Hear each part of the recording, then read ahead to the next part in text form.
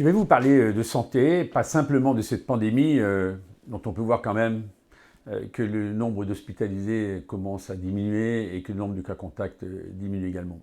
Parler de santé puisque, vous le savez, d'ici quelques semaines, dès le mois d'octobre, il y aura quelque chose d'important, c'est ce qu'on appelle le projet de loi de finances de la sécurité sociale. Et là, je porterai un certain nombre de messages très forts. D'abord, je voudrais rappeler qu'il y a eu les oubliés du Ségur, pour lesquels j'ai posé une question au gouvernement, question écrite, parce qu'on ne peut pas oublier notamment le domaine du médico-social, c'est-à-dire des revalorisations qui ont été faites à l'hôpital. On sait très bien que sur le médico-social, eh bien, il y a des femmes et des hommes dont le travail n'est pas suffisamment reconnu.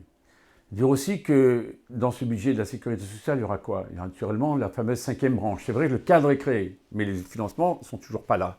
Alors que c'est indispensable, cette solidarité avec nos aînés. C'est indispensable qu'on puisse trouver les financements, sachant qu'il y a des marges de financement que l'on connaît maintenant. Il y a eu un très beau rapport qui est sorti et qui explique comment aller faire en sorte de mettre en place cela.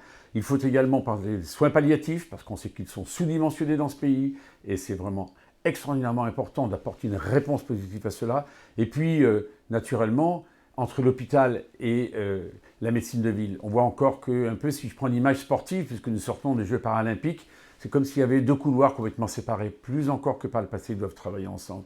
Moins de technocratie, moins de technostructure, plus d'efficience, plus de médecins, plus de professionnels de santé aux responsabilités dans les fameux groupements hospitaliers de territoire, là où doivent s'organiser l'offre de soins. Et puis que public et privé, je redis, vraiment travaillent plus ensemble. Donc tous ces chantiers sont des chantiers majeurs, et je n'oublie pas la désertification médicale, sur lesquels on avance peu ou pas. Eh bien, je les porterai au nom du groupe centriste auquel j'appartiens à l'Assemblée, je les porterai avec enthousiasme et surtout avec une immense exigence. Comptez sur moi.